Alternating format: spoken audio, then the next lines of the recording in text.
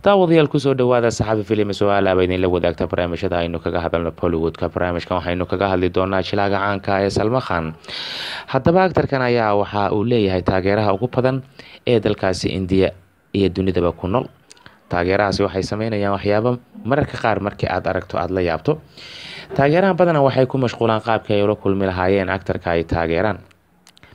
Haddaba aktarkan taageerayaashiisa qaar ka mid ah ayaa waxa ay sameeyeen arrin la yaab leh kadib markii ay gabar ka mid ah taageerayaashiisa ay isku dayday in ay la kulanto jilaaga caanka ee Salman. Gabadhaasi taageeraha u ah jilaaga caanka ee Salman ugu dambeyn waa ay soo dhaqaaqday waxa ayna soo aaday barta uu ka degan yahay magaalada Mumbai. Aktarkan caanka ee Salman waxayna timid gurigiisa. Security-ga iyo ilaaladii gurigaasi waardiyeynaysa oo dhan waa ay wada gudubtay gudaha guriga ayay u dhacday. Waxayna gabadhaasi taageeraha u ah jilaaga Salman isa sii taagtay hoyga ama boqolka uu ka degan yahay guriga.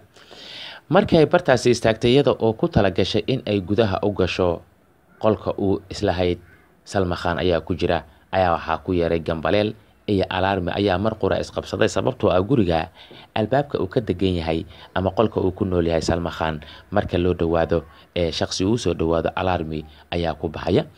Alarmigaasi markii uu guriga isqabsaday security-ga isla markiiba telefoon ayay qabsadeen halkii ay ka wici lahaayeen booliska waxa ay waceen dabdamiska.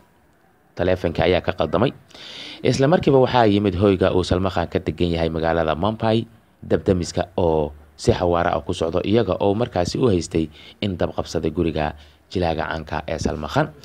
Haddaba markiiba waxa la arkay qoftan oo meesha taagan markii la qabtay oo ay security-ga wareysteenna waxa ay ku jawaabtay inay tahay gabar uu qabo jilaaga Salman.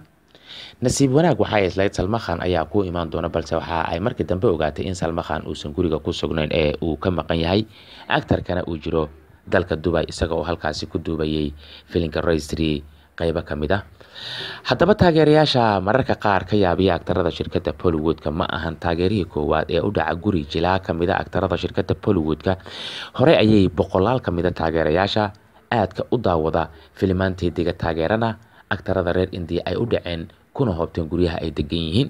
Tani laakiin waxay ahayd dhacdadii la yaabka lahayd oo ay samaysay gabar ka mid ah taageerayaasha. Hore waa loo arkay taageero wiila ama nin ah in uu guri u dhaco si uu ula kulmo shakhsiga uu taageersan yahay balse markan waa gabadhii koowaad ee taageero oo ah aktar ka mid ah shirkadda Bollywoodka ee gurigiisa inta u dhacda lagu qabta iyada oo ku sugan qolkii uu ka jiifan lahaa gurigaasi ugu dambeynna sheegata inay tahay marwadii uu qabay ee isaga ay saaxiibada yihiin.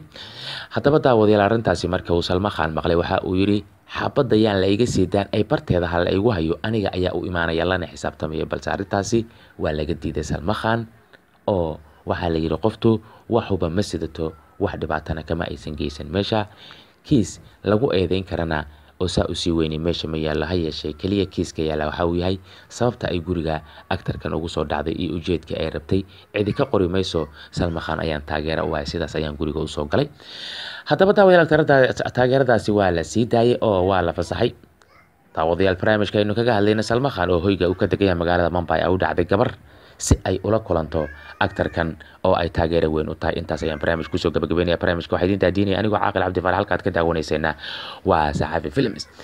Innagoo isku duuban oo baahda saxafina markasta waxaan idinku soo celinaa haddii aynaan ka mid ahayn asxaabta ku xiran Saxafi Films fadlan subscribe saar kadibna gambaleel ka taaba si barnaamijka markuu wada soo galaba uu si toos ah kuugu soo dhaco.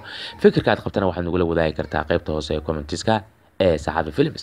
Innagoo isku duuban oo baahda saxafina waxaynu idin leenahay intaanu barnaamijkan lamid ku kulmayna daawadayaal sidaa iyo nabadgelyo.